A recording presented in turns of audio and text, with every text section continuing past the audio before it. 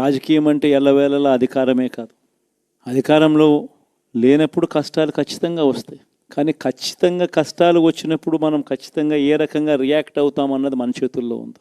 విలువలు విశ్వసనీయత లేని మనిషిగా రాజకీయాలు చేద్దామా, లేదా కష్టాలు వచ్చినప్పుడు ఆ కష్టాలను ఎదుర్కొని హుందాగా నిలబడుతూ మళ్ళీ 5 సంవత్సరాలు కళ్ళు మూసుకుంటే 5 సంవత్సరాలు అయిపోతాయి, మళ్ళీ 5 సంవత్సరాల తర్వాత మన పాలన వస్తుంది, మన ప్రభుత్వం వస్తుంది, అప్పుడు మళ్ళీ మనమే ఆందోళన ఎక్కుతామన్నది కూడా గుర్తుపెట్టుకొని అడుగులు వేస్తామా అన్నది మనలో ప్రతి ఒక్కరూ కూడా ఆలోచన చేసుకోవాలి.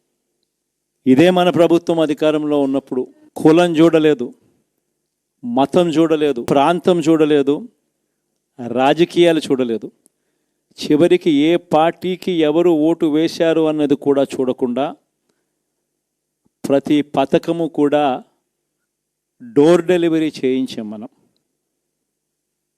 అర్హత మాత్రమే ప్రామాణికంగా తీసుకొని ప్రతి పథకము, ప్రతి మంచి కూడా ప్రతి ఇంటికి డోర్ డెలివరీ చేయించాం. అలా ప్రతి మంచి, ప్రతి పథకము డోర్ డెలివరీ చేసిన ప్రభుత్వం మనదైతే, పాలన మందైతే, ఈరోజు కేవలం వాళ్ళ పార్టీకి ఓటు వేయలేదు అని మాత్రమే, ఓటుకు వేయకపోవడమే పాపం అన్నట్టుగా ఈరోజు రావణ కాష్టం సృష్టిస్తూ ఉన్నారు, విధ్వంసం చేస్తూ ఉన్నారు, ఆస్తులు నష్టం చేస్తున్నారు, కొడతా ఉన్నారు, అవమానిస్తూ ఉన్నారు.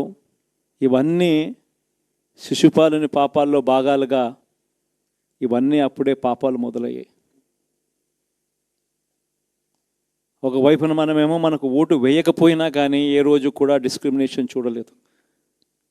అటువంటి వాళ్లకు కూడా మనం డోర్ డెలివరీ చేసిన ప్రభుత్వం పాలన మందైతే, ఈరోజు కేవలం ఓటు వేయలేదన్న ఒకే ఒక కారణంతో ఏకంగా కొడతా ఉన్న పాలన వీళ్ళది.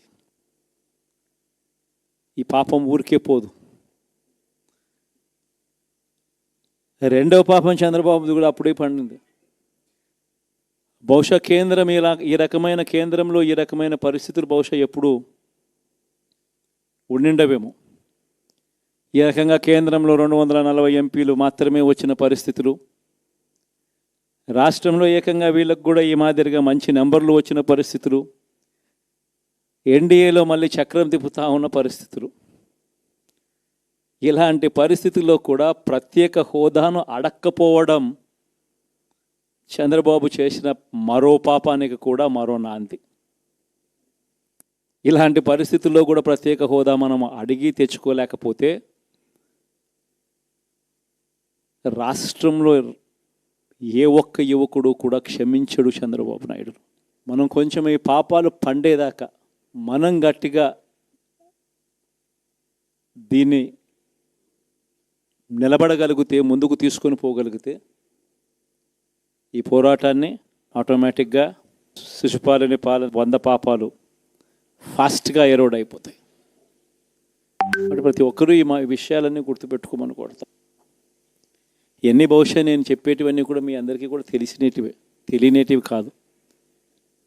కేవలం నేను మీ అందరికీ గుర్తు మాత్రమే చేస్తా ఉన్నా. కష్టాలు రావడం అన్నది సర్వసహజం.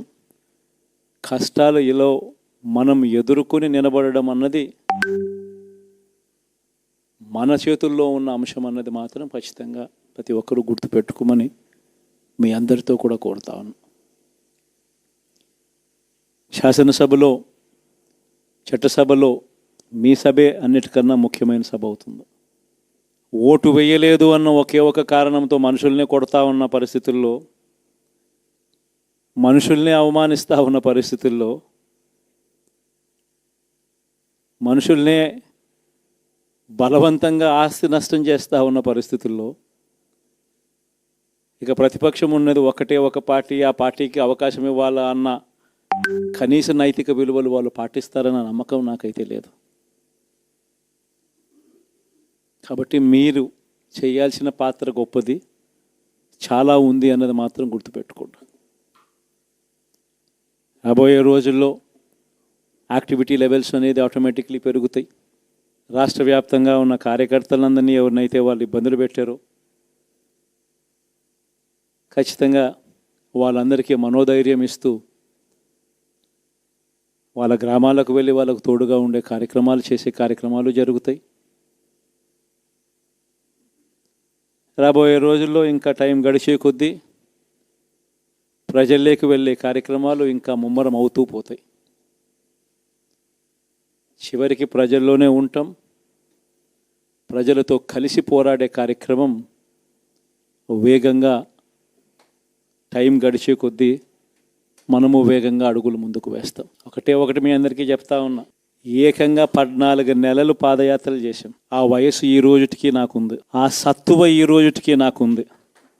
కాబట్టి మీరు మాత్రం ప్రతి ఒక్కరూ గుర్తుపెట్టుకోండి, ఆ టైం వచ్చేదాకా మీ పాత్ర చాలా కీలకం. ఏ నెలలో ఏమిస్తామో అని ముందే చెప్పి క్యాలెండర్ ప్రకటించి ఆ నెలలో అది తప్పకుండా ప్రతి సంవత్సరం తూచా తప్పకుండా ప్రతి సంవత్సరం అది జరిగేట్టుగా చేస్తూ ఏకంగా 2,70,000 కోట్ల రూపాయల వివిధ పథకాల ద్వారా మాట తప్పకుండా జరగడం కూడా గతంలో ఎప్పుడూ కూడా చూడలేదు, జరగలేదు. ఇవన్నీ కూడా నేను ఏదైతే చెప్తా ఉన్నానో ఇవన్నీ ఎప్పుడూ చూడని మార్పులు, గతంలో ఎప్పుడూ జరగని సంస్కరణలు. విద్యారంగంలో అయితేనేమి, వైద్య రంగంలో అయితేనేమి, వ్యవసాయ రంగంలో అయితేనేమి, సామాజిక న్యాయం అంశంలో అయితేనేమి, మహిళా సాధికారత అంశంలో అయితేనేమి, గవర్నెన్స్ విషయంలో అయితేనేమి ఎప్పుడు జరగని చూడని సంస్కరణలను కూడా తీసుకొచ్చు. ఇవన్నీ నేను ఏదైతే చెప్తా ఉన్నానో ఇవన్నీ మనం చేసి చూపించి ప్రజల మన్ననలు పొందిన తర్వాతే ఎన్నికలకు వెళ్ళాం. ఎన్నికల్లో ఏమైందో తెలీదు. 5 సంవత్సరాలు కళ్ళు మూసుకుంటే చాలా అయిపోయింది. 5 సంవత్సరాలు మళ్ళీ 2024 నుంచి 2029 కూడా అదే మాదిరిగానే కళ్ళు మూసుకుంటే 2029 కూడా కళ్ళు మూసుకుంటే వచ్చేస్తుంది. ఇవి మనం గుర్తుపెట్టుకోవాల్సిన అంశం ఏమిటి అని అంటే, సినిమాలో ఓన్లీ ఫస్ట్ హాఫ్ మాత్రమే అయ్యింది. గతంలో కూడా ఇదే మాదిరిగా పరిస్థితులు ఉన్నప్పుడు కూడా మనం ఏ మాదిరిగా పైకి లేచాము అన్నది కూడా మీ అందరికీ తెలిసిన విషయాలు. నేను ఒక్కటే మీ అందరికీ చెప్తా ఉన్నా, ప్రజల్లో ఈరోజు మనం చేసిన మంచి ఉంది. ఇంటింటికి మనం చేసిన మంచి ఇంకా బ్రతికే ఉంది. ప్రజల్లో ఈరోజు మనం చేసిన పాలన మీద విశ్వసనీయత అనే పదానికి అర్థం ఈ రోజుకి కూడా ప్రజల్లో ఉంది. గడప గడపకు మనం చేసిన మంచి ఇంకా ప్రజల్లో బతికే ఉంది. మరి ఇవన్నీ ఉన్నప్పుడు మళ్ళీ మనం లేయడం కూడా తథ్యం. కాకపోతే కొంచెం టైం పడుతుంది. ఆ టైం ఇవ్వాలి. ఆ టైం ఇచ్చినప్పుడు, అది జరిగినప్పుడు, పాపాలు పండినప్పుడు ఖచ్చితంగా మళ్ళీ మనం పైకి లేస్తాం. ఈ విషయం ప్రతి ఒక్కరం కూడా గుర్తుపెట్టుకోవాలి. ఎందుకు ఈ మాట కూడా చెప్తా ఉన్నానంటే, రాజకీయాలలో అన్నిటికన్నా ముఖ్యమైన అంశం క్యారెక్టర్, విలువలు, విశ్వసనీయత. ఈ పదాలకు అర్థం తెలిసి ఉండడం రాజకీయాలలో చాలా అవసరం.